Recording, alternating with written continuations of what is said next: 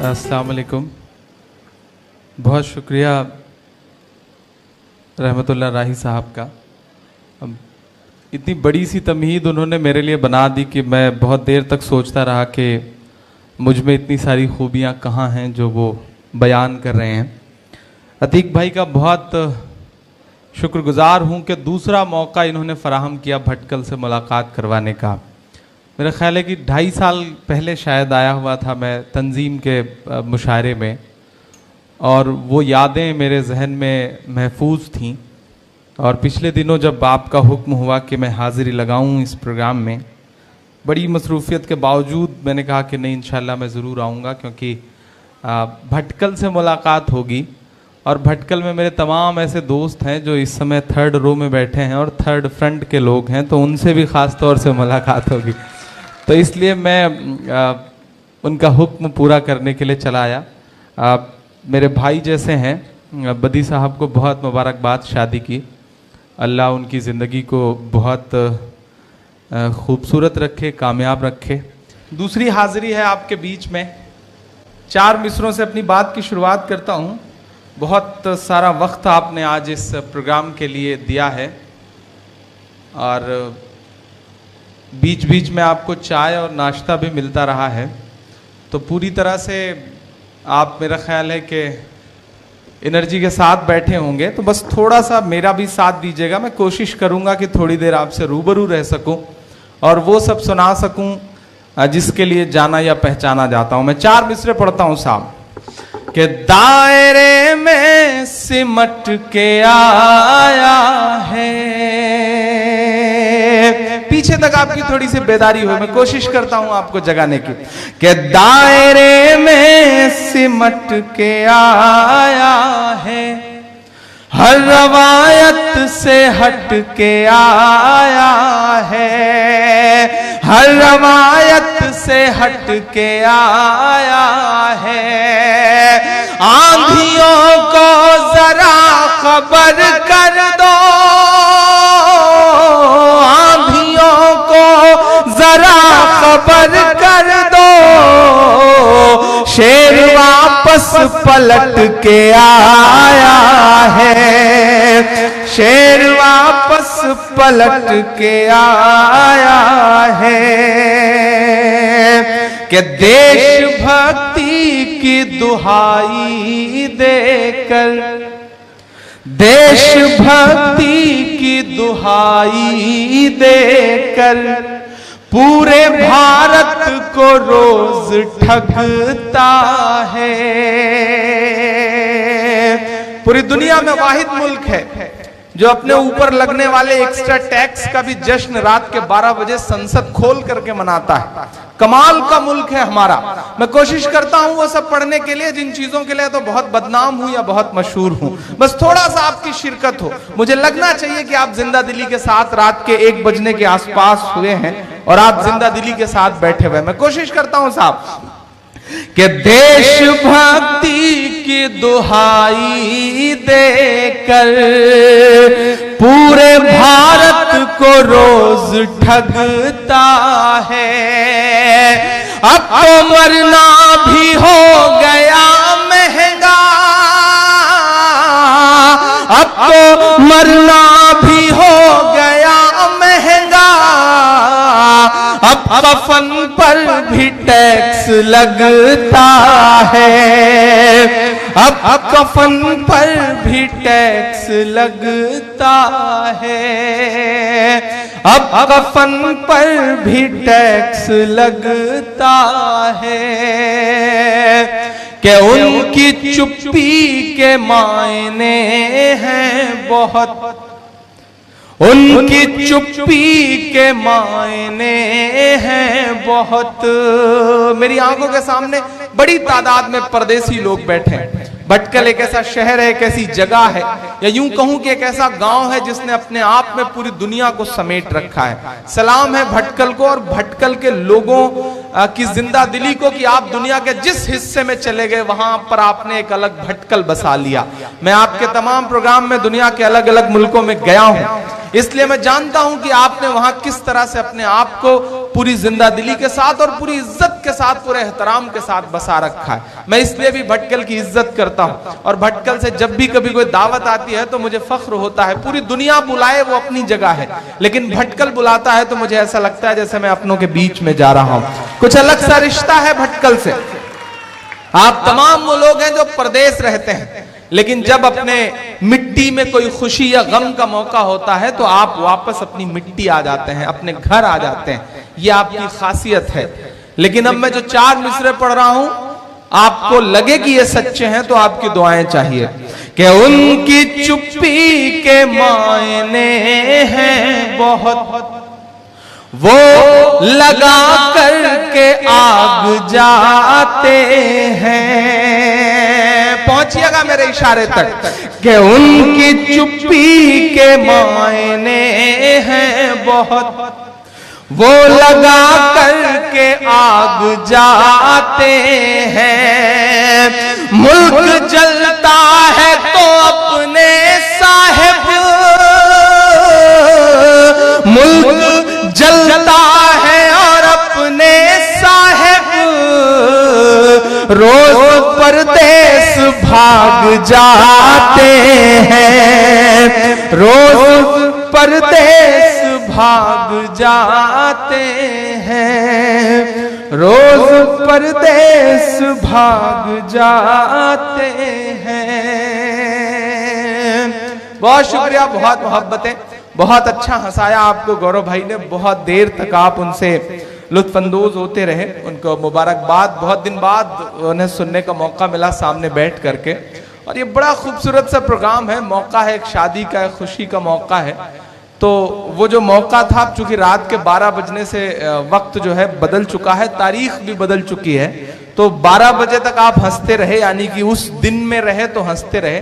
अब दिन बदल चुका है। मैं कोशिश करूंगा कि थोड़ा सा आपको आज के हालात से, आज के वक्त से रूबरू करवाता रहूं। बीच बीच में चाय आ रही है, आती रहे, इसी तरह से आप चाय पिलाते रहे। मैं 4 मिसरे पढ़ता हूं साहब कि देशभक्ति कभी न्याय के नाम पर, देशभक्ति कभी न्याय के नाम पर। अगला मिसरा सच्चा लगे तो मुझे सुन के बताइएगा। देशभक्ति कभी न्याय के नाम पर, मुल्क बेचा गया चाय के नाम पर।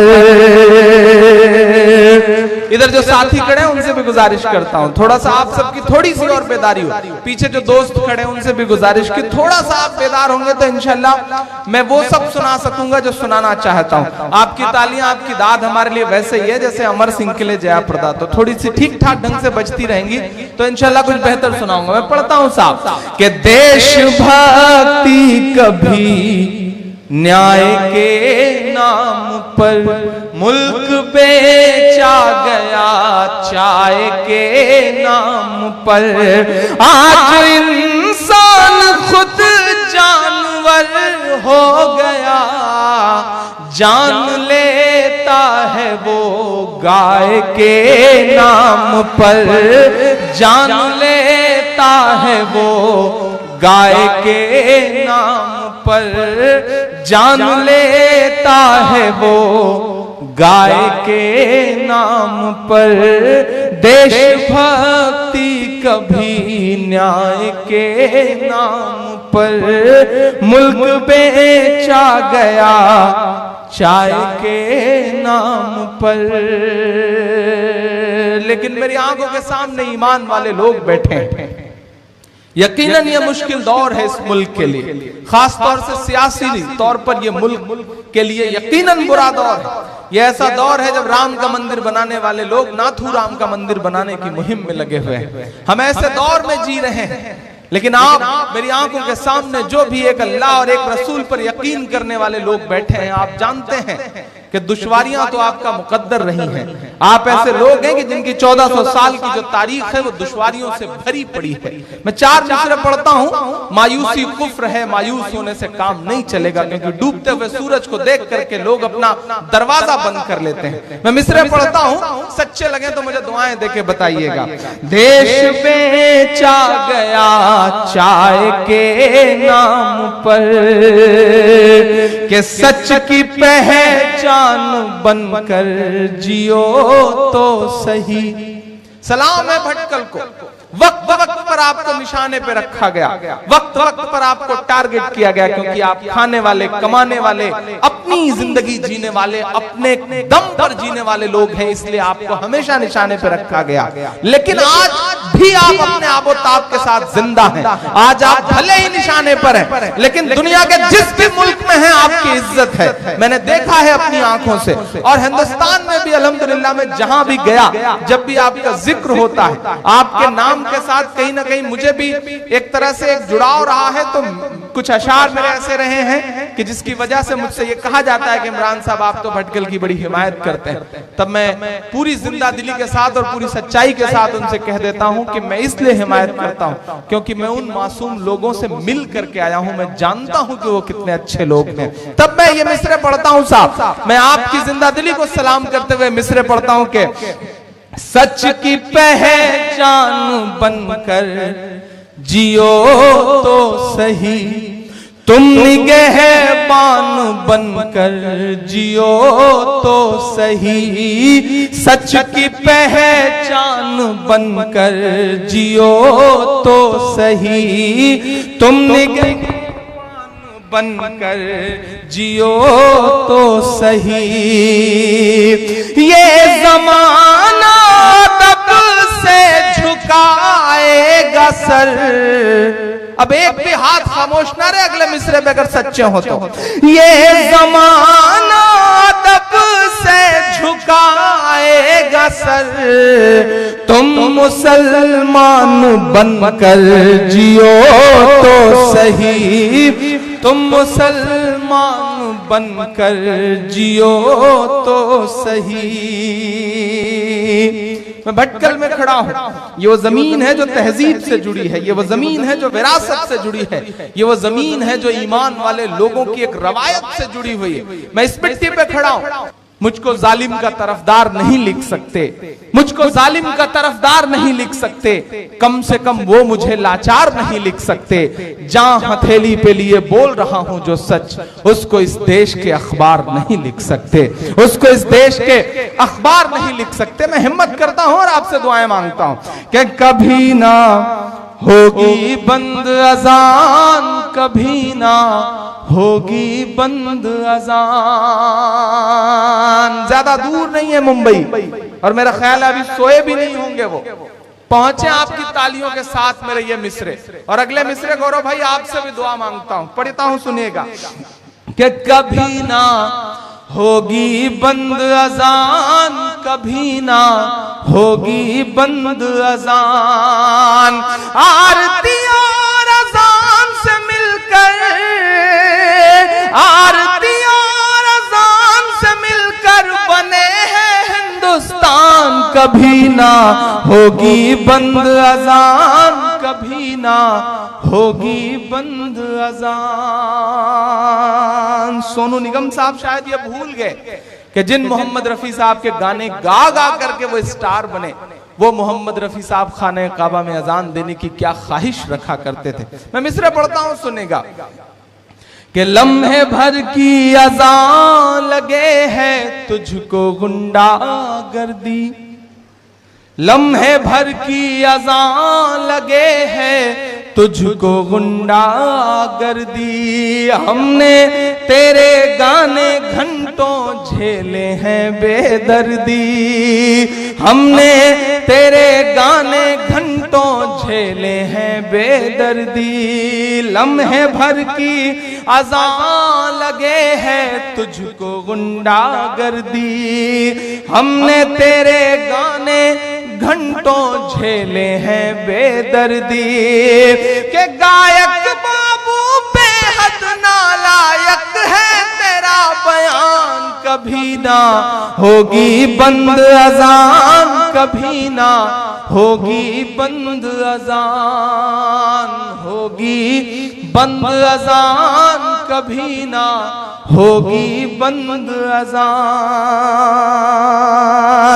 इस नज़्म का आखिरी बंद पढ़ता हूं साहब, और ये मेरे ईमान का, मेरे यकीन का, मेरे दिल से जुड़ा हुआ मिसरा है कि जिस दिन इस दुनिया में अज़ान की सदा नहीं आएगी।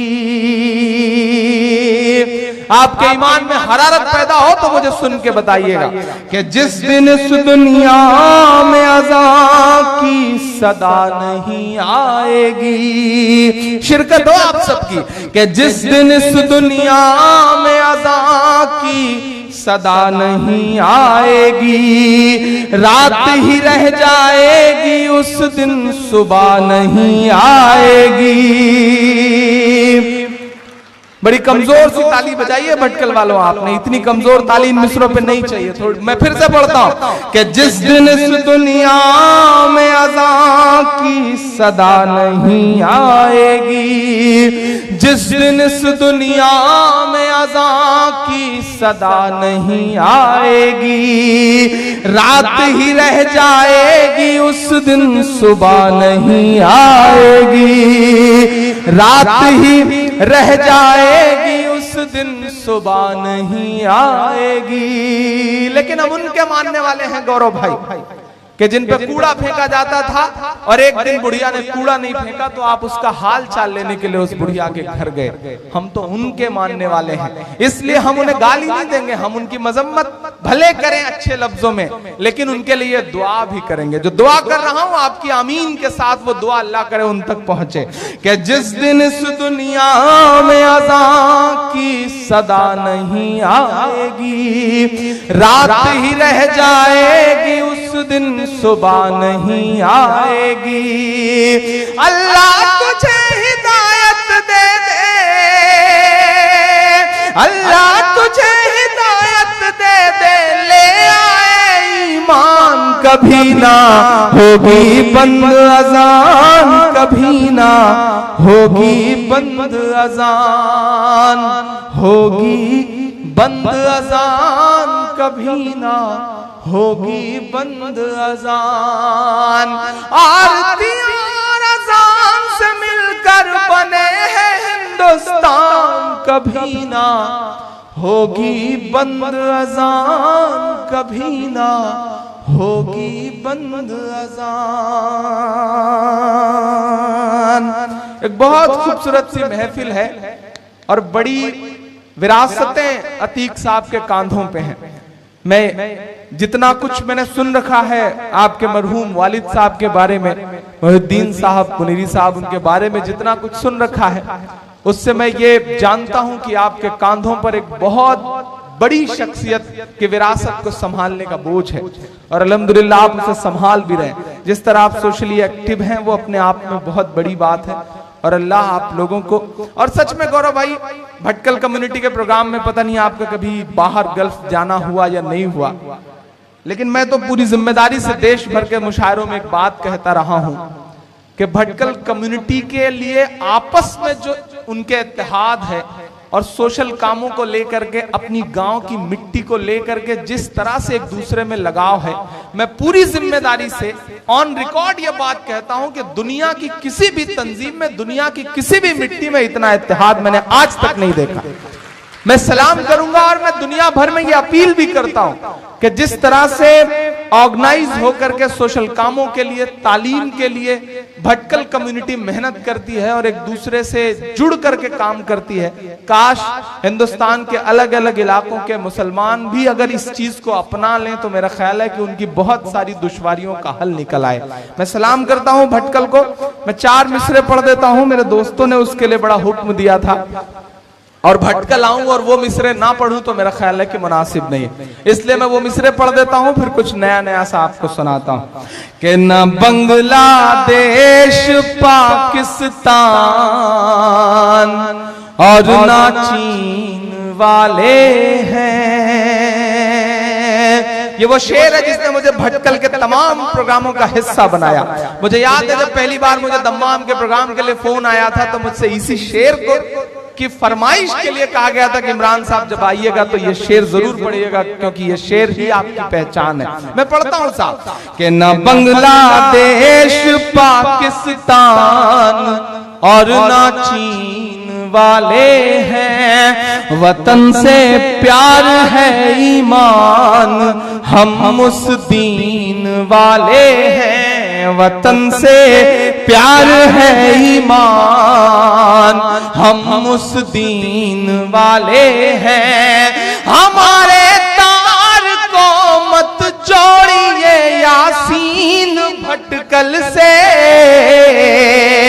अब फिर से पुरानी वाली ताली आपके बजे, इमरान पढ़ता है आपका दर्द। हमारे तार को मत जोड़िए यासीन भटकल से,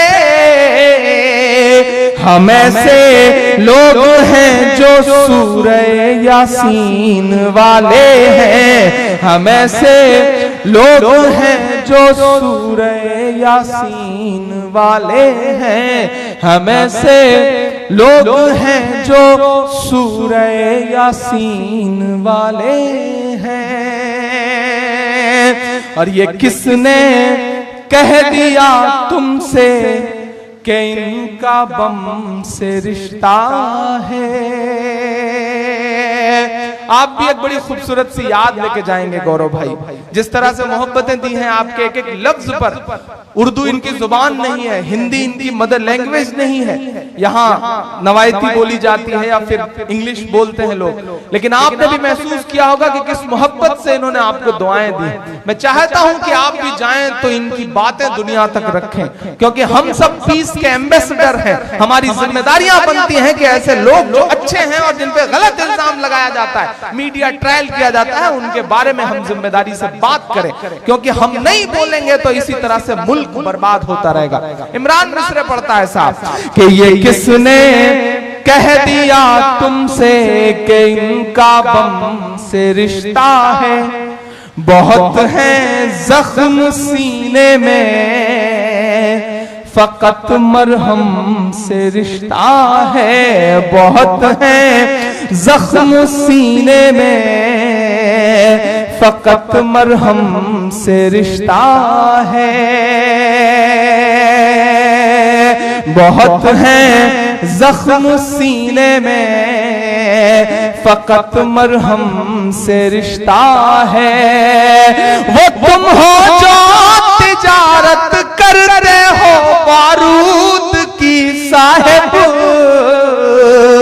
ये हैं ईमान वाले, इनका बस जमजम से रिश्ता है। ये हैं ईमान वाले, इनका बस जमजम से रिश्ता है। बहुत हैं जख्म सीने में, फकत मरहम से रिश्ता है।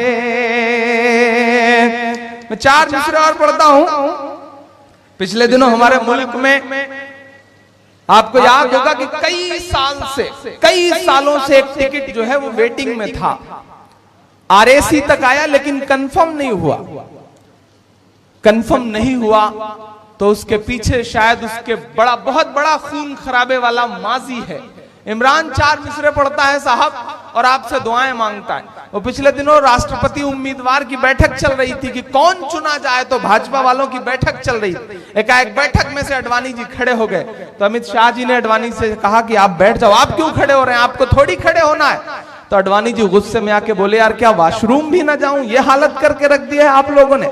तब इमरान मिस्र पढ़ता है साहब कि तेरी शोला बयानी से ज्यादा कौन समझेगा, लहू का रंग पानी से ज्यादा कौन समझेगा, लहू का रंग पानी से ज्यादा कौन समझेगा। तमाम ऐसे बुजुर्ग मेरी आंखों के सामने बैठे, मैंने जिनकी पेशानी की झुर्रियों में 80 से लेकर के 90 के दशक के बीच में जो खून खराबे हुए हैं उनके निशान देखे हैं। मैं मिसरे पढ़ता हूं, अगर आप वहां तक पहुंच जाइएगा और आपको ये लगे कि इमरान ने वही बात कही है जो आपका भी ईमान कहता है, तो आपकी दुआएं मिले। मैं पढ़ता हूं साहब कि तेरी शोला बयानी से ज्यादा कौन समझेगा, लहू का रंग पानी से ज्यादा कौन समझेगा। अजी कुदरत की लाठी में कहां आवाज होती है, अब सुन के बताना भटकल वालों, अजी कुदरत की लाठी में कहां आवाज होती है।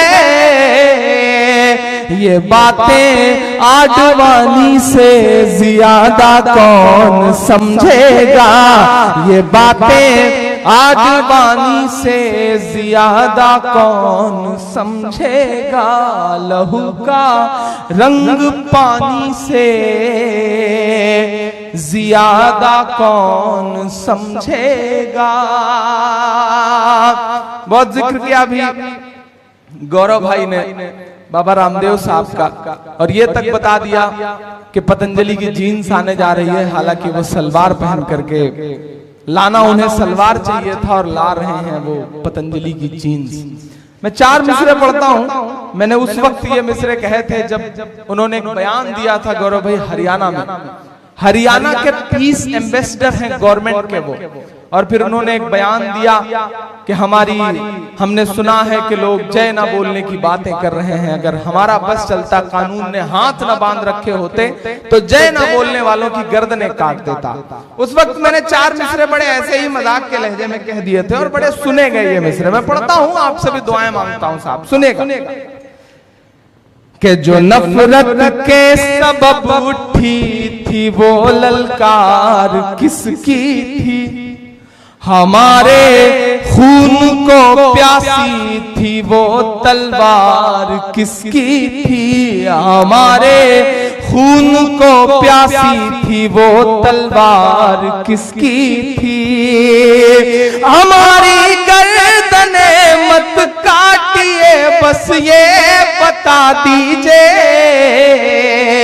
जिसे तुम पहन कर भागे थे वो सलवार किसकी थी, जिसे तुम पहन कर भागे थे वो सलवार किसकी थी। मुल्क अजीब अजीब दौर से गुजर रहा है। जो कल तक एफडीआई का विरोध कर रहे थे, मुखालफत कर रहे थे, वो 100% एफडीआई लेकर आए। जो कल तक जीएसटी पे गुजरात के मुख्यमंत्री रहते हुए कहते थे कि हम सरकार गिरा देंगे लेकिन जीएसटी नहीं लागू होने देंगे, वो प्रधानमंत्री बनते ही जीएसटी लेकर के आए। जो कल तक आधार कार्ड के लिए कहते थे कि हम आधार कार्ड नहीं जोड़ेंगे चाहे हमें सुप्रीम कोर्ट जाना पड़े, वो हर चीज से आधार कार्ड को जोड़ रहे हैं। ये हालत हो गई है साहब। सरहदों पर जवान मारे जा रहे हैं और जंतर मंतर पर किसान मारे जा रहे हैं, लेकिन हमारे मुल्क का वो चौकीदार खामोश है जो ये कहा करता था कि न खाऊंगा न खाने दूंगा। आपने प्रधानमंत्री नहीं चुना है, आपने प्रधान सेवक चुना है, चौकीदार चुना है। मैं 4 मिसरे पढ़ता हूं। 29 जवानों को लेकर के पिछले 7 महीने से सेना का एक विमान लापता है। 29 आर्मी के जवानों को लेकर के सर्जिकल स्ट्राइक के नाम पे बड़े बड़े पोस्टर चिपका करके क्रेडिट लेने वाली हुकूमत का कोई मिनिस्टर उन पर बात करने को तैयार नहीं। पूरे 10 साल के यूपीए के शासनकाल में उतने सैनिक नहीं मारे गए जितने पिछले 3 साल में मारे गए, लेकिन बस बातें हैं, बड़ी बड़ी बातें। इमरान का गुस्सा है जो इन मिसरों में सिमट आया है। मैं पढ़ता हूं और आपसे दुआएं मांगता हूं कि सरहद पर दहशत गर्दों का कब्जा है, मुल्क पे छूटे हमदर्दों का कब्जा है। जरा सा एक बार फिर से अपने आप को समेटिएगा, अपने गुस्से को समेटिएगा और खड़े होइएगा मेरे साथ, ताकि मैं कमजोर न पड़ जाऊं। ये बहुत मुश्किल दौर है। हुकूमत बदली, निजाम बदला तो ये कहा गया कि इमरान साहब तेवर नरम कर लीजिए, अब इस तरह से मत बोला करिए, परेशान हो जाएंगे।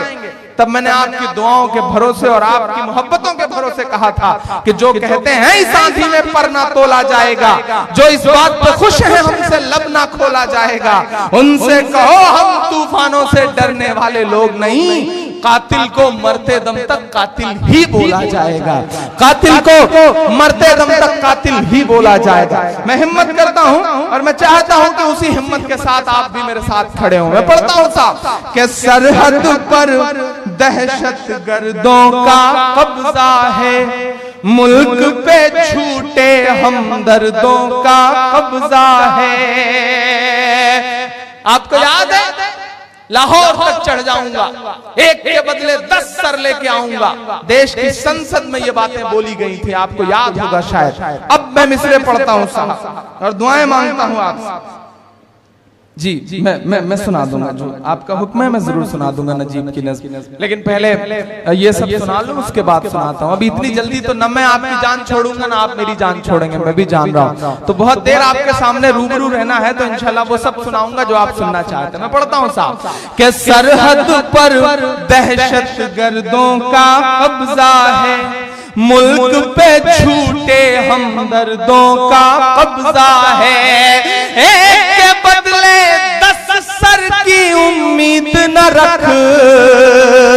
अब तक के सबसे बड़े जोश की उम्मीद करता हूं आपसे कि एक के बदले 10 सर की उम्मीद न रख, दिल्ली तुझ पर नामर्दों का कब्जा है, दिल्ली तुझ पर नामर्दों का कब्जा है, दिल्ली तुझ पर नामर्दों का कब्जा है। कि सूरज लहू लुहान पड़ा है चाहत का, साहिब रोशनदान की बातें करते हैं, सूरज लहू लुहान पड़ा है चाहत का, साहिब रोशनदान की बातें करते हैं। एक कश्मीर संभाले नहीं संभलता है, और बलूचिस्तान की बातें करते हैं, और बलूचिस्तान की बातें करते हैं। 6 किसान 6 फार्मर को मंदसौर में मध्य प्रदेश में पुलिस ने सीधे सीनों पर गोलियां मार के हलाक कर दिया, लेकिन सब चुप है साहब, सारी सियासी पार्टियां चुप हैं, क्योंकि कीमत तो बहुत बढ़ गई शहरों में धान की, लेकिन विदा न हो सकी बेटी किसान की। मौका पड़ा तो लोगों ने कुर्सी के वास्ते तस्वीर ही बिगाड़ दी हिंदुस्तान की। मैं जंतर मंतर पर देख कर आया हूं उन किसानों को। मैं कल था दिल्ली में, मैंने देखा है कि तमिलनाडु के किसान देश की दिल्ली में प्रधानमंत्री के घर से 4 किलोमीटर की दूरी पर जंतर मंतर पर नंगे बैठ करके अपने पुरखों की खोपड़ियां लेकर के, अपने पुरखों की हड्डियां लेकर के ये कह रहे हैं कि हमारे कर्जे माफ कर दीजिए जो बहुत थोड़े से हैं। लेकिन आप हैरत करेंगे कि हुकूमत बनते ही बड़े बड़े कारोबारियों का 1,25,000 करोड़ रुपए का कर्ज माफ करने वाले मोदी साहब को उन किसानों की बात सुनने तक की फुर्सत नहीं है। तब इमरान मिसरे पढ़ता है। मेरे लिए शायरी का मकसद ये नहीं है कि मैं आपको तफरीहन हंसा दूं, मेरे लिए शायरी का मकसद ये नहीं है कि मैं मोहब्बत के जुल्फ और आंचल के लबो रुखसार के नगमे आपको सुनाऊं। मेरी कोशिश ये है कि मैं हुकूमत की आंख से आंख मिला करके बात करके उन्हें आईना दिखा सकूं। मेरे लिए शायरी का मतलब सिर्फ ये है, और मैं उस जिम्मेदारी को पूरी तरह से निभाने की कोशिश कर रहा हूं। मैं मिसरे पढ़ता हूं साहब, जितना गुस्सा मेरा हुकूमत से है उतना ही एक शख्स से और है जो न जाने कौन सी नींद में सो रहा है। मैं मिसरे पढ़ता हूं कि भारत मां की आंख के तारे कहां गए, आरएसएस के राज दुलारे कहां गए, भारत मां की आंख के तारे कहां गए, आरएसएस के राज दुलारे कहां गए, अच्छे दिनों की तरह उन्हें भी खोज रहा, अच्छे दिनों की तरह उन्हें भी खोज रहा, कोई बताए अन्ना हजारे कहां गए, कोई बताए अन्ना हजारे कहाँ गए। सोशल मीडिया पे तस्वीर आजकल बहुत वायरल हो रही है। अन्ना जी हाथ जोड़ करके लेटे हुए हैं और कह रहे हैं कि भाई मैं सोने जा रहा हूं, जब कांग्रेस की हुकूमत आ जाए तो मुझे जगा देना, तब मैं काम पर लगूंगा। ऐसे न जाने कितने वो लोग जो बड़ी बड़ी बातें करते थे वो फ्रेम से गायब हो गए, मीडिया से गायब हो गए। अब उनके लिए भ्रष्टाचार कोई मुद्दा नहीं है। इस मुल्क में हालात ये हो गई है कि नीतीश कुमार साहब, तेजस्वी यादव के खिलाफ एक मुकदमा कायम होता है भ्रष्टाचार का, तो सरकार से अलग होकर के डिप्टी चीफ मिनिस्टर के पद से हटवा दिया जाता है तेजस्वी यादव को। और जिन सुशील मोदी को डिप्टी चीफ मिनिस्टर बिहार का बनाया जाता है, उनके ऊपर 10 मुकदमे पहले से हैं। 500 करोड़ रुपए के घोटाले का आरोप है। लेकिन हालत ये हो गई कि भाजपा आज के वक्त में एक ऐसी गंगा है जिसमें कोई भी नहा ले तो वो पवित्र हो जा रहा है। तब इमरान पूरी जिम्मेदारी समझते हुए कुछ मिसरे आपसे साझा करना चाहता है। लेकिन मेरा अपना ईमान भी है, मेरा अपना यकीन भी है साहब कि ये झूठ का जो कारोबार है ये बहुत ज्यादा दिन नहीं चलने वाला। आज आपको लग रहा होगा कि जहां देखिए उधर हुकूमतें बनती जा रही हैं, लेकिन सलाम है आज भी कर्नाटका को कि इस आंधी में भी कर्नाटका ने अपने आप को बचा के रखा है। और मैं उम्मीद करता हूं कि आने वाले वक्त में भी कर्नाटक एकजुट होकर के अपने आप को बचा के रखेगा। इस दुआ के साथ क्योंकि बिखरने का अंजाम हमने उत्तर प्रदेश में देखा है। हमने देखा है कि किस तरह से आपस में लड़ करके हमने ऐसे लोगों को इक्तदार को बैठा दिया जो इस मुल्क को बर्बाद कर देना चाहते हैं और जिनके एजेंडे में मुल्क को बर्बाद करना है, आपको बर्बाद करना है। मैं एक नज्म आपको सुनाना चाहता हूं जिस नज्म के लिए खास तौर से फरमाइश है, और वो नज्म मेरे ईमान और यकीन और इस वक्त मेरे आंसुओं से भी जुड़ी। इमरान भाई, इससे पहले कि आप आगे बढ़ें, यहाँ के अदारे आपकी गुलपोशी के लिए बेताब है। शुक्रिया। मौजूद हाजरीन, हमारे रियासती वजीर जनाब आर रोशन बेग साहब हमसे ख्वाहिश जाहिर है कि इमरान साहब की गुलपोशी हो। उसके साथ साथ हमारे जो बुटकला और खुरवजवार का जो मरकजी इदारा है मजलिस इस्लाह व तंजीम, उनकी तरफ से भी हम गुलपोशी कर रहे हैं। शुक्रिया।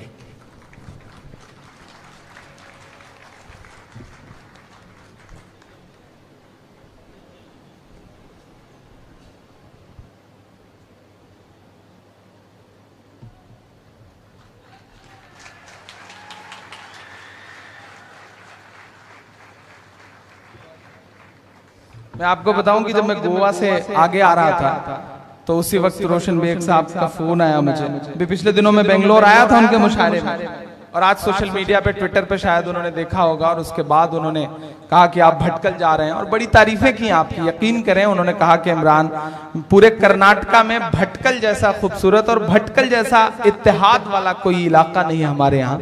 तो सलाम है आप सारे लोगों को कि इस सूबे के मिनिस्टर्स भी आपकी कद्र करते हैं, आपके इत्तेहाद की कद्र करते हैं। मुझे नजीब की नज्म के लिए हुक्म हुआ है और मैं खास तौर से चाह भी रहा हूं कि मैं नजीब की नज्म पहले आपको सुना दूं, उसके बाद कुछ और सुनाऊंगा। एक ऐसा बेटा गायब है दिल्ली के एक ऐसी प्रोमिनेंट यूनिवर्सिटी से जिसे आप मुल्क की बेहतरीन यूनिवर्सिटी मान सकते हैं। एक ऐसी मां का बेटा जो जेएनयू में पढ़ने के लिए आया था और पहले ही दिन एबीवीपी के कुछ लड़कों से उसकी लड़ाई होती है और वो उसे पीटते पीटते ये कहते हैं कि इसे 72 हूरों के पास भेज दिया जाए, और दूसरे दिन से वो बच्चा गायब है। तकरीबन 8 महीने होने को आ गए हैं, लेकिन उसकी मां कभी जंतर मंतर पर, कभी जेएनयू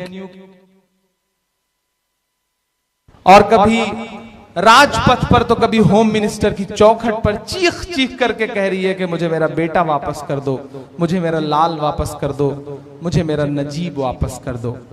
मैं नज्म सुनाना चाहता हूं, लेकिन उससे पहले 4 मिसरे आपको सुनाना चाहता हूं इस नज्म की तमहीद में कि और कितना हमें बर्बाद करोगे साहिब। हम नजीब का मातम करते रहते हैं, हमें तोहफे में मिनहाज दिया जाता है। हम मिनहाज के नाम का रोना रोते रहते हैं, हमें तोहफे में पहलू खान की मॉब लिंचिंग का तोहफा दिया जाता है। हम पहलू खान के लिए रोते रहते हैं कि हमें तोहफे में नईम की लाश दी जाती है। 1-2 जख्म नहीं सारा बदन है छलनी, दर्द बेचारा परेशान है कहां से उठे। मैं उस दर्द को आपसे साझा करना चाहता हूं, आपसे बांटना चाहता हूं। पढ़ता हूं साहब, लेकिन 4 मिसरे ये पहले सुन लें ताकि उस नज्म की तमहीद बन सके। कि और कितना हमें बर्बाद करोगे साहिब, क्या सितम और नया ईजाद करोगे साहिब। साहिब का मतलब है इस मुल्क की सबसे बड़ी कुर्सी पे बैठे हुए शख्स से बात कर रहा हूं मैं। कि और कितना हमें बर्बाद करोगे साहिब, क्या सितम और नया ईजाद करोगे साहिब। खुद के औलाद नहीं है तो बताओ इतना, कितनी माँ को बे औलाद करोगे साहिब, करोगे साहिब। कितनी माँ को बे औलाद करोगे साहिब। मैं नज़्म पढ़ता हूं साहब, नजीब की वो नज़्म जिसकी वजह से अल्लाह ने घर घर तक, माओं तक, बहनों तक पहुंचाया मुझे इस नज़्म की वजह से। मैं मिलने गया था तीसरे दिन उस माँ से, चुपचाप गुमनाम तरीके से। मैंने बिलख बिलख करके रोते हुए देखा है। वो लम्हा भी मेरी आंखों के सामने है कि जब नजीब की अम्मी मेरे गले से लग करके 12 बहुत देर तक ज़ारो कतार रोती रही और मेरे पास उनको चुप कराने के लिए कोई लफ्ज नहीं था, बस उनके आंसुओं के साथ मैंने अपने आंसू शामिल कर दिए थे। मेरी आंखों में वो लम्हे कैद हैं। तब मैं ये नज्म पढ़ता हूं और हिंदुस्तान नहीं पूरी दुनिया भर के मुशायरे में मैंने इस नज्म को इस दुआ के साथ पढ़ा कि क्या पता मैं ये नज्म जिस मुशायरे में पढ़ूं वहां सामने बैठा हुआ कोई अल्लाह वाला हो और वो दुआ करे इस नज्म को सुन करके और अगली सुबह नजीब उसकी माँ से मिल जाए और फिर इस नज्म को कभी पढ़ने की जरूरत न पड़े। मैं इस दुआ के साथ भटकल की सरजमीन पर भी इस नज्म को पढ़ रहा हूँ इस उम्मीद के साथ कि क्या पता अगली सुबह अल्लाह जो है वो नजीब की माँ से नजीब को मिला दे तो उस माँ के आंसुओं को ठिकाना मिल जाए। मैं पढ़ता हूँ और आपसे दुआएं मांगता हूँ। एक बार ताली बजा करके मुझे हुक्म दें कि आप इस नज्म को सुनने का मूड बना चुके हैं। सुना था कि बेहद सुनहरी है दिल्ली, समंदर सी खामोश गहरी है दिल्ली।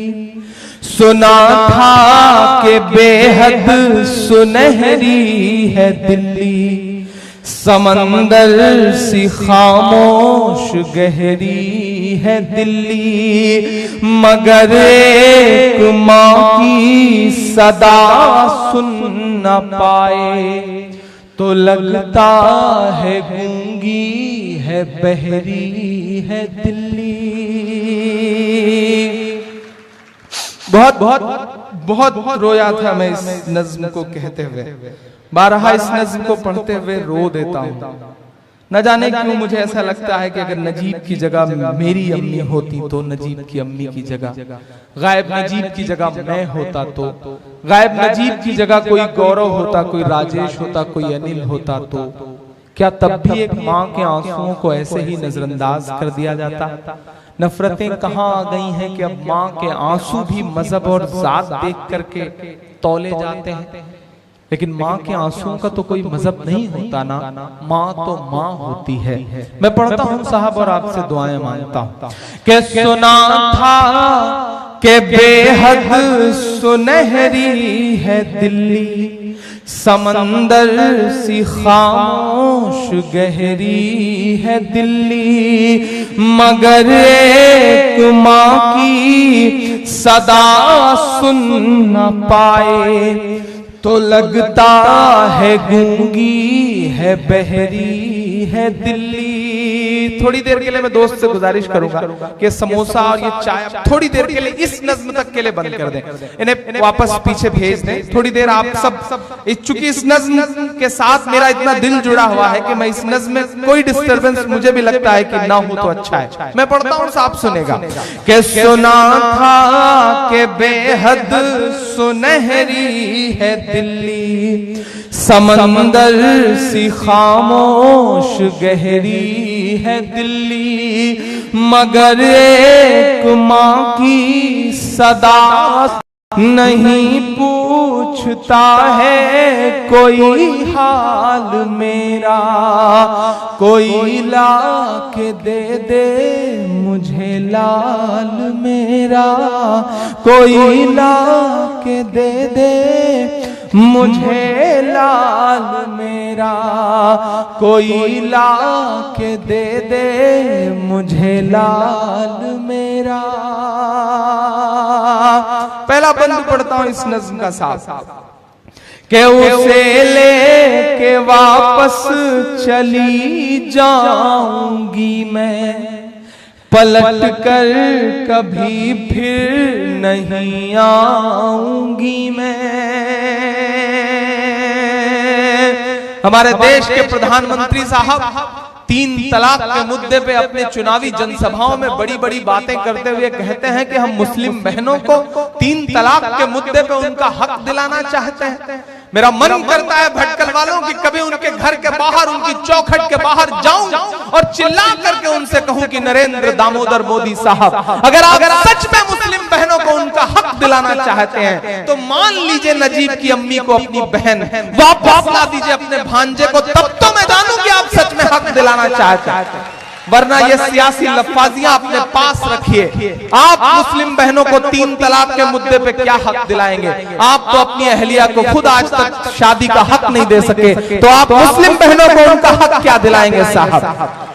रिश्तों का एहसास तलक ना दे पाए, 3 साल में कोई सबक ना दे पाए, 3 तलाक पे अब वो बातें करते हैं जो अपनी बीवी को हक ना दे पाए।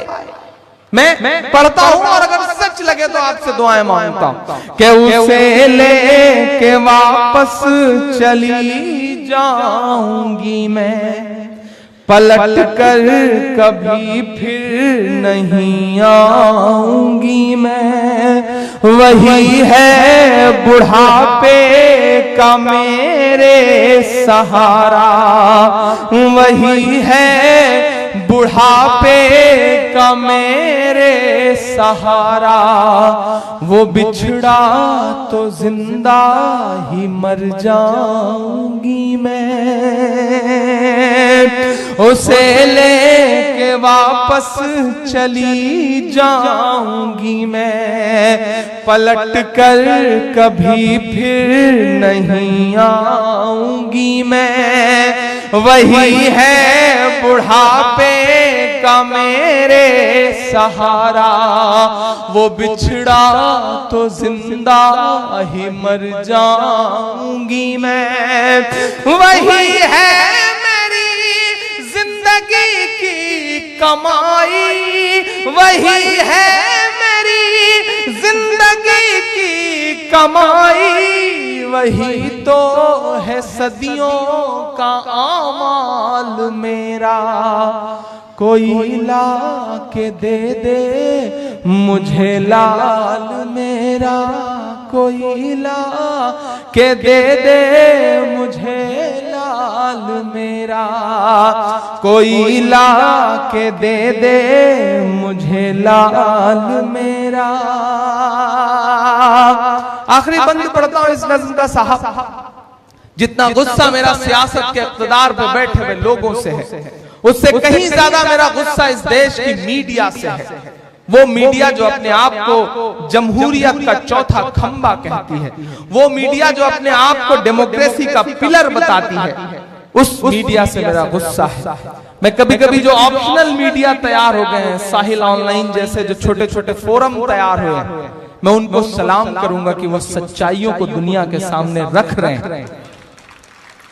वरना आज तो हालत ये हो गई है साहब कि अपने न्यूज रूम में, एसी न्यूज रूम में कॉलर टाइट करके, टाई लगा करके बैठा हुआ एंकर भ्रष्टाचार पे बातें करता है, करप्शन पर बातें करता है, और खुद सैकड़ों करोड़ रुपए उसने पिछले 10 साल में जर्नलिज्म से कमा लिए। हालात ये हो गए। मेरा गुस्सा है उनसे जो नाग और नागिन की खबरें चैनलों पर दिखा करके ये कह रहे हैं कि यही जर्नलिज्म है। दरअसल वो जर्नलिज्म नहीं कर रहे हैं, वो जर्नलिज्म की जड़ों में मट्ठा डालने का काम कर रहे हैं। मेरा गुस्सा है उनसे, मेरा गुस्सा है ऐसे लोगों से जो ये कहते हैं कि नाग और नागिन की खबरें और नेताजी की छींक आ जाए तो वही खबरें असली खबरें हैं। मेरा गुस्सा है उनसे। मैं उनके नाम एक बंद करता हूं। अगर सच लग जाए कि इमरान का ये गुस्सा जायज है और इमरान ही इस तेवर के साथ ये बात कह सकता है तो आपकी दुआएं मुझे चाहिए। मैं पढ़ता हूं साहब कि ये टीवी के एंकर कहां मर गए हैं। हिम्मत की है मैंने इस देश के तमाम बड़े चैनलों के तमाम बड़े टीवी एंकरों को यह बात कहने की। कुछ नाम है जिन्हें सलाम करता हूं। मैं सलाम करता हूं रवीश कुमार को, जिस शख्स ने जर्नलिज्म की थोड़ी बहुत इज्जत बचा रखी। मैं सलाम करता हूं निधि राजदान को, मैं सलाम करता हूं अभिसार शर्मा को, मैं सलाम करता हूं पुण्य प्रसून वाजपेयी को, मैं सलाम करता हूं विनोद दुआ को। जिन छोटे छोटे लोगों ने छोटी छोटी कोशिशों से जर्नलिज्म की इज्जत बचा रखी है, वरना बाकी जो लोग हैं उन्हें मैं जर्नलिस्ट कम, मुझे तो वो दलाली करने वाले लोग ज्यादा नजर आते हैं, जर्नलिस्ट नहीं नजर आते साहब। ये मेरा गुस्सा है और मैं ये जानता हूं कि ये बोलना बड़ा मुश्किल काम है, मैं जानता हूं कि ये बोलने के नुकसान है, लेकिन शायद मैं इसीलिए तो इमरान हूं। मैं पढ़ता हूं साहब कि ये टीवी के एंकर कहां मर गए हैं। उन्हें 4 किलोमीटर दूर अपने न्यूज रूम से 4 किलोमीटर दूर एक रोती तड़पती बिलखती चीखती मां की आंसू नहीं दिखाई देते। मैं कैसे मानूं उन्हें जर्नलिस्ट। मैं पढ़ता हूं साहब कि ये टीवी के एंकर कहां मर गए हैं, ये गांधी के बंदर कहां मर गए हैं। मेरे पास उनके लिए इससे बेहतर नाम नहीं था साहब। ये टीवी के एंकर कहां मर गए हैं, ये टीवी के एंकर कहां मर गए हैं, ये गांधी के बंदर कहां मर गए हैं, ये गांधी के बंदर कहां मर गए हैं। मेरी चीख और मेरी फरियाद कहना, ये मोदी से एक मां की रुदाद कहना। गौरव भाई, मुझे हैरत होती है कि हमारे देश के प्रधानमंत्री साहब अमेरिका जाते हैं तो फेसबुक के ऑफिस में जाकर कैमरे के सामने अपनी मां को याद करके रोते हैं। मुझे अच्छा लगता है, दिल से बता रहा हूं ये बात कि मुझे अच्छा लगता है, क्योंकि वो हिंदुस्तानी तहजीब दुनिया के सामने रखते हैं। वो पाकिस्तान जाते हैं तो नवाज शरीफ साहब की मां के पैर छूते हैं, तब भी मुझे अच्छा लगता है कि वह हिंदुस्तानी तहजीब दुनिया के सामने रख रहे हैं। लेकिन कभी कभी मेरा मन करता है कि मैं उनसे कहूं कि आदरणीय नरेंद्र मोदी साहब, आपकी मां और नवाज शरीफ की मां के अलावा भी हिंदुस्तान में माएं हैं, उनका दर्द कब आप समझेंगे साहब।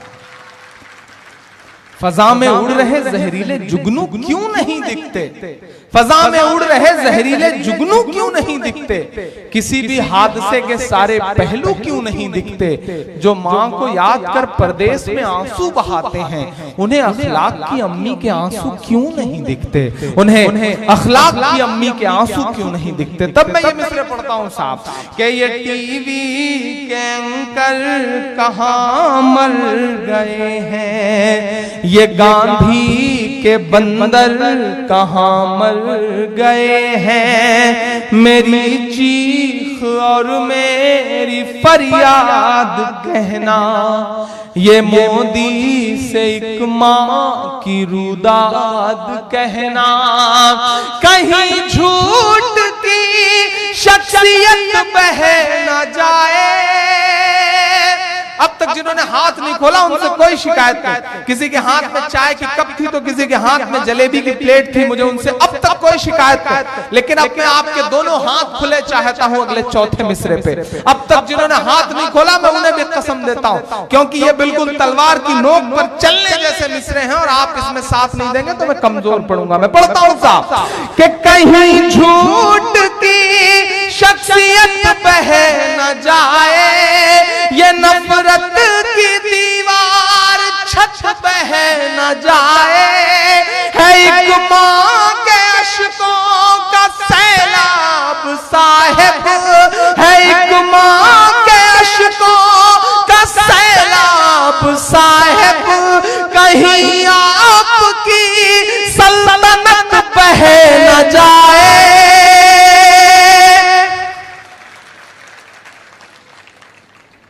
उजड़ सा गया है गुलिस्तां वतन का। जुल्म इससे पहले भी था, ज्यादती इससे पहले की हुकूमतों में भी थी, लेकिन आज जो नंगई सड़कों पर उतर आई है ये इससे पहले कभी नहीं थी। उसके खिलाफ बोलना पड़ेगा, उसके खिलाफ आवाज बुलंद करनी पड़ेगी, वरना आने वाली नस्लों के लिए बोलने के लिए कुछ बचेगा ही नहीं। शायद मैं उसी जिम्मेदारी को समझ रहा हूं। और ये जो मॉब लिंचिंग हो रही है, दरअसल वो मॉब लिंचिंग नहीं है भटकल वालों, वो मोबलाइज लिंचिंग है। मॉब लिंचिंग नहीं है, वो मोबलाइज लिंचिंग है। भीड़ है जिसे मोबलाइज किया जा रहा है कि जाओ मारो ऐसे लोगों को। आपकी दुआ से अल्हम्दुलिल्लाह हमने ईद पर बड़ा एहतजाज किया था, काली पट्टी बांध करके हमने अपील की थी पूरे हिंदुस्तान की आवाम से कि आप नमाज पढ़ने जाएं तो काली पट्टी बांध करके जाएं। अल्हम्दुलिल्लाह उसका इतना बड़ा असर हुआ कि कानून मंत्री ने पहली बार मॉब लिंचिंग को मर्डर माना। बाद में राजकोट में हमारे देश के प्रधानमंत्री महोदय भी रोते हुए बोले कि दलित भाइयों को गोली मत मारो, गौरक्षा के नाम पे उत्मात मत करो, मुझे मार दो। अल्हम्दुलिल्लाह आज लोकसभा में और राज्यसभा में उस पर चर्चा भी हो रही। और आपकी दुआओं के लिए एक बात की जानकारी और दूं ताकि आप मेरे लिए खुसूसी तौर पे इस बात की दुआ करें कि आने वाली 6 अगस्त को नजीब से लेकर के, अखलाक से लेके, पहलू खान से लेकर के, नईम से लेके, गंगेश से लेके गणेश तक के लिए, अयूब पंडित तक के लिए ये जो भी मॉब लिंचिंग हो रही है इसके खिलाफ हम तमाम साथी, मेरे साथ हजारों दोस्त जंतर मंतर पर इकट्ठा हो रहे हैं। देश की दिल्ली में जंतर मंतर पर इकट्ठा होकर के नरेंद्र मोदी साहब से कह रहे हैं कि आप हमारा खून सड़कों पे क्यों बहा रहे हैं, हमारा खून सड़कों पे मत बहाइए, हम अपना ब्लड डोनेट करेंगे। क्या पता ये किसी हिंदू भाई की जान बचाने के काम आए, क्या पता ये किसी आर्मी के जवान की जान बचाने के काम आए, क्या पता ये किसी अमरनाथ यात्री की जान बचाने के काम आए। मुल्क वाकई बुरे दौर से गुजर रहा है गौरव भाई। मुझे कभी कभी लगता है कि एक सलीम 57 तीर्थयात्रियों की जान बचा सकता है अकेले, लेकिन क्या उस ट्रेन में एक भी शख्स ऐसा नहीं था जो जुनैद की जान बचा सकता? मेरा गुस्सा उन कातिलों से ज्यादा उस खामोश भीड़ के खिलाफ है जो चुप है, जो अपने सामने लोगों को मरता हुआ देख रही है। उस भीड़ को जगाने की जरूरत है। तो हम तमाम साथी हजारों की तादाद में जंतर मंतर पे 6 अगस्त को ये मुहिम शुरू कर रहे हैं। हमने उसका नाम रखा है लहू बोल रहा है। जो लोग मारे गए हैं उन सब का लहू बोलते हुए ये कह रहा है कि हमारा खून सड़कों पे मत बहाओ। हम इसी मुल्क के बाशिंदे हैं, हमारे पुरखों ने अपने खून से इस मुल्क को सींचा है, हमारा खून सड़कों पे मत बहाओ। हम इसे डोनेट करते हैं, क्या पता किसी इंसान की जान बचाने के काम आए, इंसानियत की जान बचाने के काम आए। तो मैं अपने बड़े बुजुर्गों से दुआ के गुजारिश भी करूंगा कि हमारी कामयाबी के लिए दुआ करिएगा, और आप दुआ कर दें तो इंशाअल्लाह हमें कामयाब होने से कोई रोक भी नहीं सकता है। इस उम्मीद के साथ मैं आखिरी मिसरे पढ़ रहा हूं साहब। है एक मां के अश्कों का सैलाब साहिब, कहीं आपकी सल्तनत बह न जाए। उजड़ सा गया है गुलिस्तां वतन का, उजड़ सा गया है गुलिस्तां वतन का। नहीं तो ये भारत था खुशहाल मेरा, कोई ला के दे दे मुझे लाल मेरा, कोई ला के दे दे मुझे लाल मेरा। बहुत शुक्रिया, बहुत मोहब्बतें, बहुत संजीदा से हो गए हैं आप। जाते जाते आखिरी के 4 मिसरे पढ़ के सोच रहा हूं कि आप थोड़ा सा जिंदा दिली के साथ वापस जाएं आज की इस शाम में, तो अच्छा लगेगा। मैं 4 मिसरे इस उम्मीद के साथ पढ़ता हूं कि चाय चाय करते थे, गाए गाए करते हैं, चाय चाय करते थे। याद होगा 2014 के पहले का भाषण और अब के भाषण सुन लीजिए और ये मिसरे सुन लीजिए कि चाय चाय करते थे, गाए गाए करते हैं, चाय चाय करते थे, गाए गाए करते हैं, जागे हैं दलित जब से, हाय हाय करते हैं, जागे हैं दलित जब से। और सारे आंकड़े उनके फेवर में हैं, मैं ये जानता हूं। चंद आवाजें जो बोलने की कोशिश की जा रही हैं लालू जैसी, उन्हें भी खामोश कर दिया जा रहा है, लेकिन फिर भी उम्मीद का दामन तो नहीं छोड़ना है साहब, क्योंकि उम्मीद पे दुनिया कायम है। बहुत ऐसे ही तमाम आंकड़े फिरौन के फेवर में भी थे, नमरूद के फेवर में भी थे ऐसे तमाम आंकड़े, हिटलर के फेवर में भी थे ऐसे तमाम आंकड़े, लेकिन अल्लाह ने एक झटके में इधर से उधर कर दिया तो दुनिया पलट के रख दी। मैं मिसरे पढ़ता हूं, एक शायर की जुबान बोल रही है और मेरा ख्याल है कि अल्लाह ने चाहा तो मेरी ये दुआ कबूल जरूर होगी। मैं पढ़ता हूं साहब कि जागे हैं दलित जब से, हाय हाय करते हैं, चाय चाय करते थे, गाए गाए करते हैं, कि 2.5 साल बाकी है, आने दो जरा 19। मुहर लगाना मेरी बात पे कि 2.5 साल बाकी है, आने दो जरा 19। दिल्ली भी ये कह देगी, बाए बाए करते हैं, दिल्ली भी ये कह देगी। कई सारी नज़मों की पर्चियां आई हैं मुझे, लेकिन मेरा ख्याल है कि आप भी थक चुके हैं और अब आप, मेरा ख्याल है कि सिलसिला रोका जाए और सुनना चाहते हैं। अगर आप सुनना चाहते हैं तो फिर जिंदा दिली के साथ मुझे बताएं कि हाँ, जो लोग बच गए हैं वो सुनना चाह रहे हैं। पीछे के लोग बिल्कुल खामोश हैं, उधर से भी मुझे बताया जाए कि आप सुनना चाह रहे हैं। मुझे फलस्तीन की नज़्म की फरमाइश है, मुझे मदरसे की नज़्म की फरमाइश है, मुझे हम मुसलमान हैं इस वाली नज़्म की फरमाइश है। मैं पहले कौन सी सुनाऊं आप बताएं, आप हुक्म करें। पहले फलस्तीन सुनाऊं? पहले फलस्तीन सुनाऊं? जी आपका हुक्म है, मैं इंशाअल्लाह कोशिश करता हूं, सुनाता हूं, फलस्तीन की नज़्म सुनाता हूं, क्योंकि इस वक्त मसला बहुत जोर पर है और मस्जिद अक्सा की मुसलसल वहां बाहर जंग चल रही है, लड़ाई चल रही है और लोग हैं कि नमाजें पढ़ रहे हैं। जो साथी जिन्हें ये डर है कि घर में दरवाजा बंद हो चुका होगा और देर करके जाएंगे तो अहलिया पता नहीं खोलें या नहीं खोलें, अगर वो जाना चाहें तो वो जा सकते हैं। वो पिछले दिनों भटकल के एक साहब कि अपनी अहलिया से लड़ाई हुई तो 3-4 दिन बाद उनके दोस्त ने उनसे पूछा कि क्या हुआ, बीवी से झगड़ा सुलझा या नहीं सुलझा? तो उन्होंने कहा हाँ बिल्कुल सुलझ गया, घुटनों के बल चल के आई मेरे पास।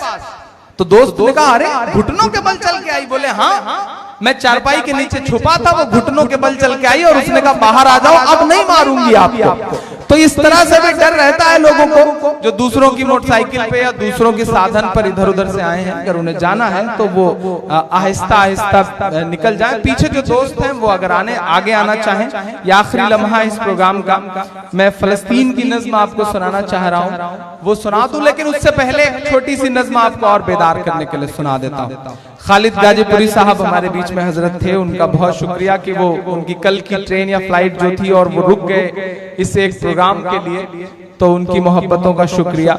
लेकिन एक नज़्म आपको सुना दूं जो बहुत वायरल हुई सोशल मीडिया के जरिए, तमाम बड़े सोशल मीडिया के पेजेस पे बहुत वायरल हुई। मैं वो एक नज़्म सुना देता हूँ आपको कि वाह रे देश के चौकीदार, वाह रे देश के चौकीदार, देश के चौकीदार, वाह रे देश के चौकीदार।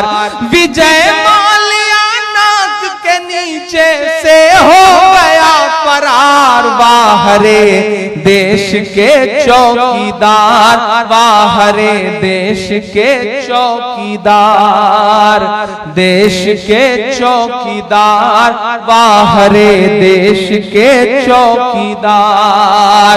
विजय माल्या नाक के नीचे से हो गया फरार, वाह रे देश के चौकीदार। तुमसे ज्यादा सरदार था वो पिछला सरदार, वाह रे देश के चौकीदार, वाह रे देश के चौकीदार। के देश चलाना चाय बनाने जैसा काम नहीं है, नफरत वाली राय बनाने जैसा काम नहीं है। एक किसान ना कर्ज चुकाए तो फांसी का फंदा, और मालिया लंदन घूमे बाहर तेरा धंधा, और मालिया लंदन घूमे बाहर तेरा धंधा।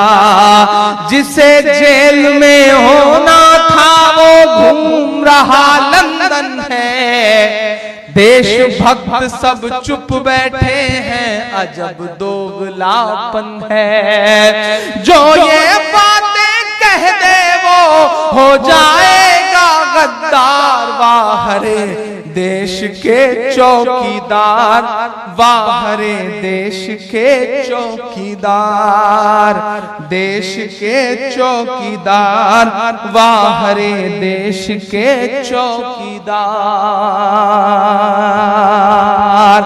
दरअसल हमने उम्मीदें भी कुछ ज्यादा पालनी हमारे मुल्क में, और एक ऐसे शख्स से उम्मीदें पाली जो कभी किसी रिश्ते को समझ ही नहीं सका था। मैं महज एक मुखड़ा एक नज्म का सुना करके फलस्तीन की नज्म आपको सुनाता हूं।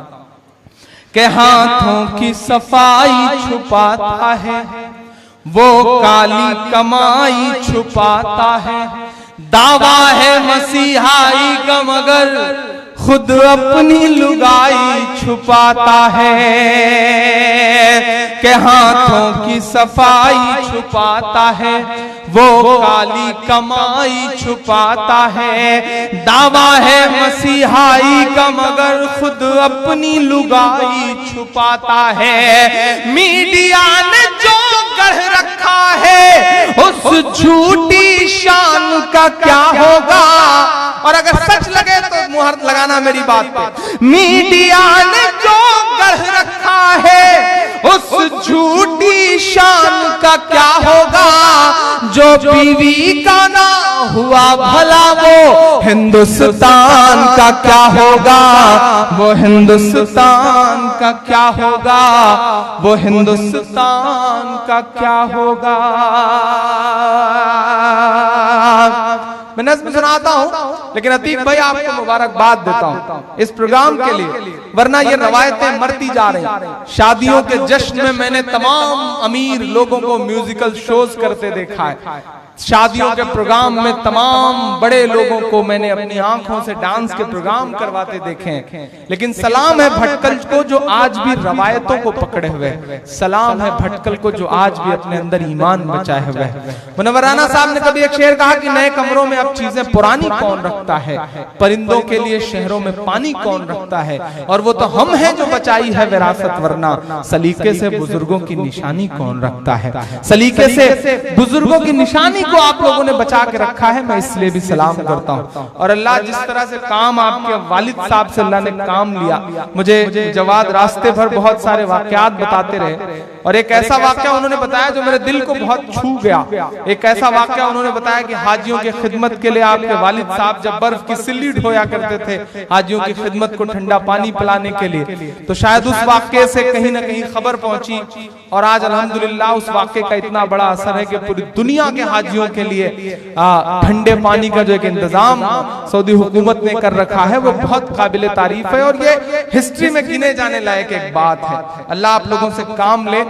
कुंवर बेचैन ने कभी एक शेर कहा है कि गमों की आंच में आंसू उबाल कर देखो, बनेगा रंग किसी पर भी डाल कर देखो, तुम्हारे दिल की चुभन भी जरूर कम होगी, किसी के पांव का कांटा निकाल कर देखो, किसी के पांव का कांटा निकाल कर देखो। शादियों के बाद वलीमे के बाद लोग जश्न में डूब जाते हैं और सलाम है बदी भाई को, आपको सारे लोगों को कि आप बैठ करके मुशायरे के नाम एक रात पूरी कुर्बान कर रहे हैं। सलाम कल आपको, अल्लाह करे आपके अंदर ये तहजीब जिंदा रहे।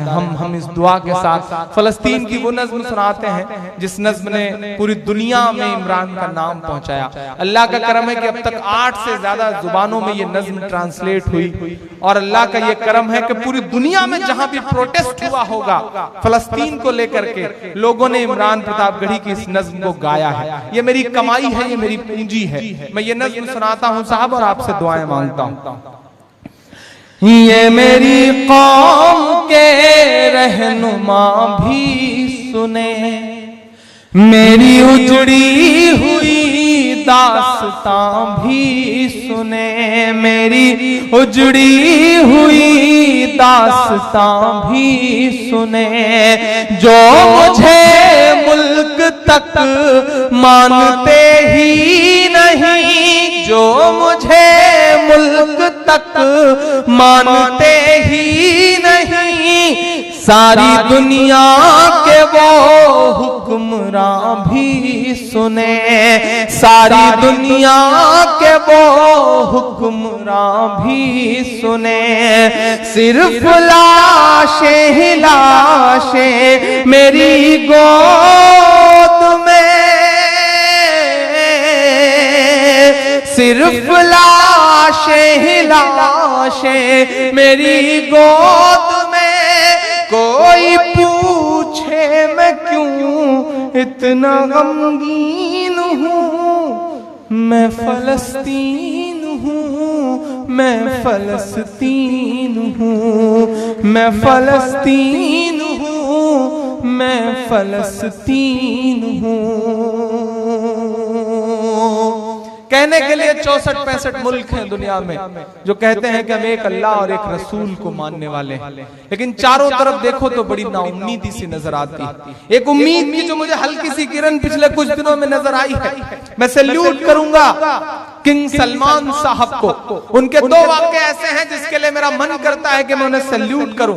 आपको याद होगा यूएसए के पुराने जो प्रेसिडेंट थे बराक ओबामा साहब पिछले दिनों जब रियाद एयरपोर्ट पर उतरे हैं तो मेरी आंखों ने और मेरी आंखों ने बल्कि दुनिया की आंखों ने यह मंजर देखा कि वो लम्हा था जब हैंडशेक करके किंग सलमान साहब लेके जाने लगे उनके ऑनर में, लेकिन वही एक लम्हा था कि जब अजान की सदा गूंजी और सलाम है उनकी जिंदा दिली को उन्होंने बराक ओबामा साहब से कह दिया कि ओबामा साहब आप यहीं ठहरिए, आप होंगे दुनिया के सुपर पावर, लेकिन कायनात के सुपर पावर का बुलावा है, पहले नमाज पढ़ूंगा उसके बाद आपको लेकर के चलूंगा। एक छोटी सी किरण नजर आती। दूसरी उनकी जिस बात के लिए मैं सलाम करूंगा कि इस बार के यूएसए के जो प्रेसिडेंट साहब हैं ट्रम्प साहब, इस बार जब वो विजिट पर गए तो अपना प्रोटोकॉल होता है हर मुल्क के प्रेसिडेंट को रिसीव करने का, उनके ऑनर का, लेकिन सलाम है कि वो चाय या कॉफी या कहवा शायद पी रहे थे और बाएं हाथ से पी रहे थे।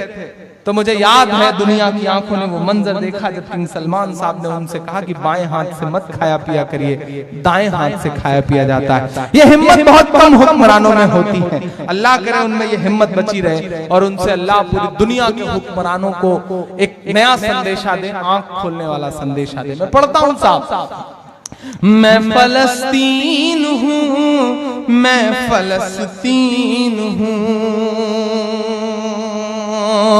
के आए थे एक दिन मेरे घर आए थे, दुश्मनों को भी तन्हा नजर आए थे, दुश्मनों को भी तन्हा नजर आए थे।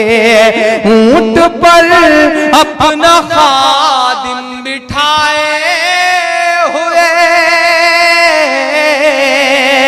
ऊंट पर अपना खादिम बिठाए हुए, मेरी इस सरजमी पर उमर आए थे, मेरी इस सरजमी पर उमर आए थे।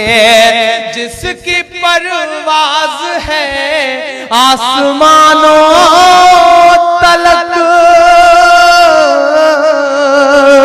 जिसकी परवाज है आसमानों तलक, जख्मी जख्मी मैं वो एक शाहीन हूँ, मैं फलस्तीन हूँ, मैं फलस्तीन हूँ, मैं फलस्तीन हूँ, मैं फलस्तीन हूँ। हम आप ऐसे वीडियोस देख रहे हैं, ऐसी तस्वीरें देख रहे हैं कि 8-8 साल के 10-10 साल के छोटे छोटे बच्चे हैं और उनके सामने AK-47 लेकर के खड़े हुए इजराइल के सैनिक हैं, लेकिन उन बच्चों का हौसला है कि टूटने का नाम ही नहीं ले रहा है। मैं उन बच्चों के नाम ये बंद पढ़ता हूं साफ के रेत पर रब का फरमान पलता रहा, मेरे दामन में ईमान पलता रहा, मेरे दामन में ईमान पलता रहा। मेरे बच्चे लड़े आखिरी सांस तक, मेरे बच्चे लड़े आखिरी सांस तक, और सीनों में कुरान पलता रहा, और सीनों में कुरान पलता रहा। जर्रे जर्रे में अल्लाह अकबर लिए, जर्रे जर्रे में अल्लाह अकबर लिए, खुश नसीबी है मैं साहिबे दीन हूँ, मैं फलस्तीन हूँ, मैं फलस्तीन हूँ। आज की इस रात का आखिरी बंद आपको सुनाता हूँ, और इस तरफ जो भी मेरे थर्ड फ्रेंड के साथी बैठे हैं, अल्लाह करे पूरी दुनिया में एक थर्ड फ्रंट खड़ा हो, खासतौर से हिंदुस्तान में थर्ड फ्रंट खड़ा हो। ये कांग्रेस और ये भाजपा इन सब दायरों से निकल के एक थर्ड फ्रंट खड़ा हो जो सेकुलर जहनियत का हो और जो मुल्क को बंटने से बिखरने से बचा सके। मैं इन्हीं दुआओं के साथ ये बंद पढ़ता हूँ साहब कि ना ही रोएंगे और ना ही मुस्काएंगे, सिर्फ नगमे शहादत के ही गाएंगे, सिर्फ नगमे शहादत के ही गाएंगे। अपना बैतुल मुक़द्दस बचाने को तो, अपना बैतुल मुक़द्दस बचाने को तो मेरे बच्चे अबाबिल बन जाएंगे, मेरे बच्चे अबाबिल बन जाएंगे।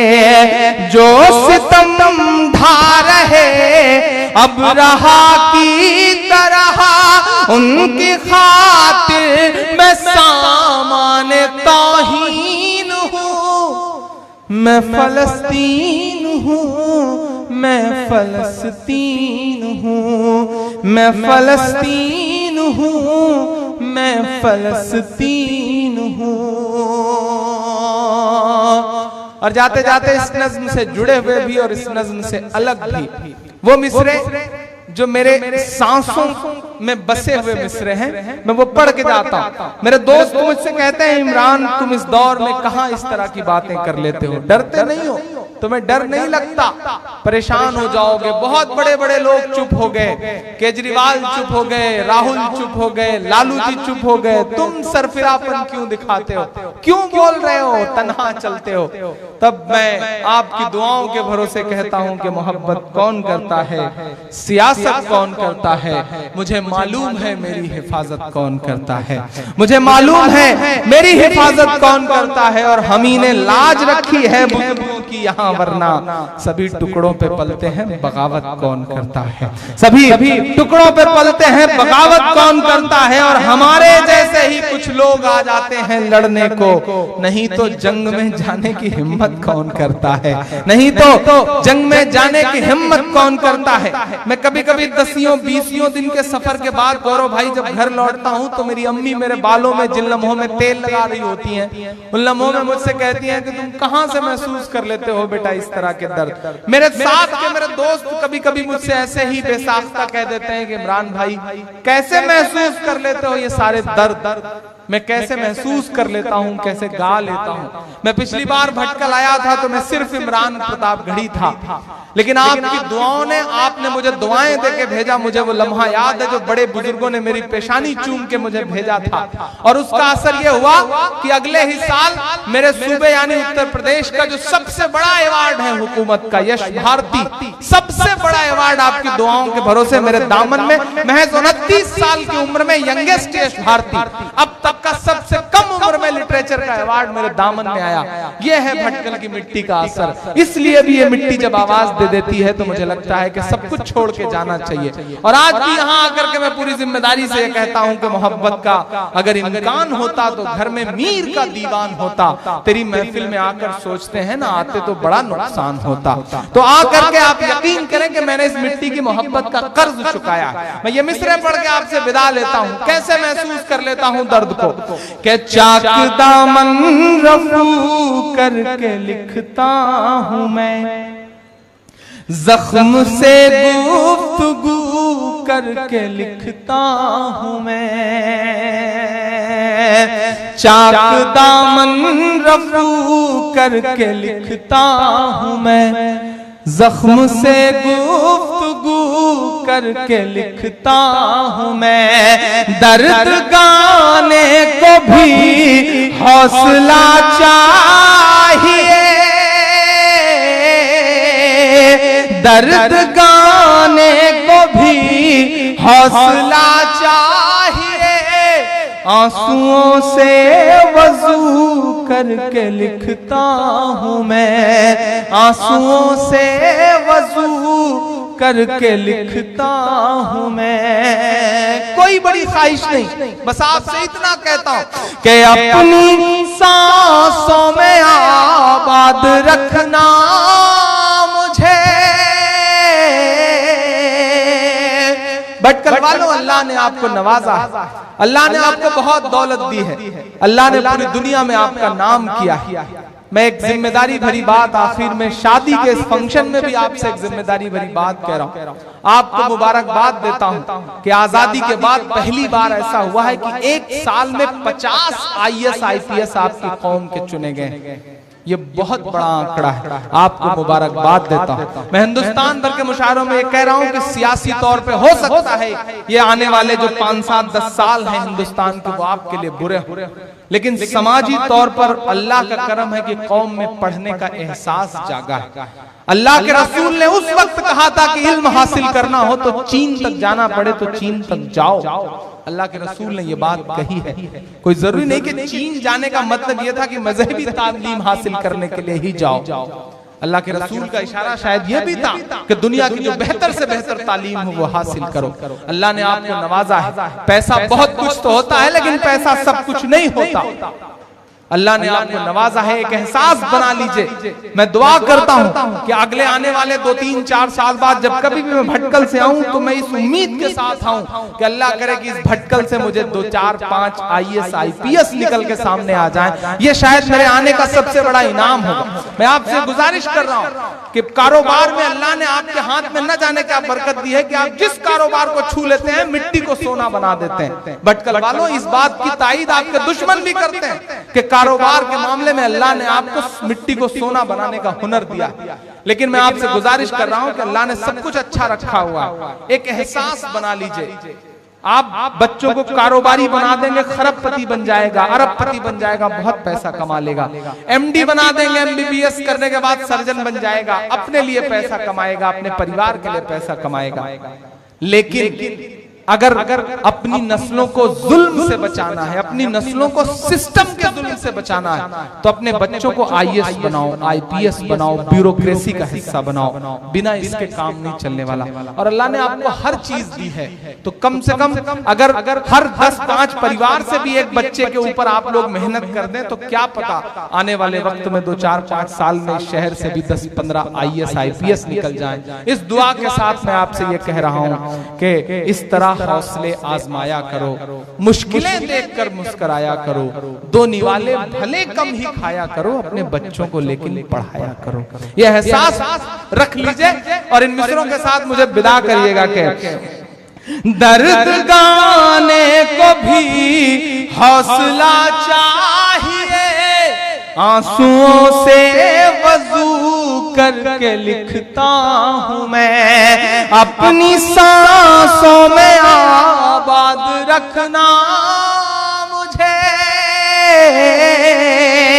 अपनी सांसों में आबाद रखना मुझे, मैं रहूं ना रहूं याद रखना मुझे, याद रखना मुझे, याद रखना मुझे।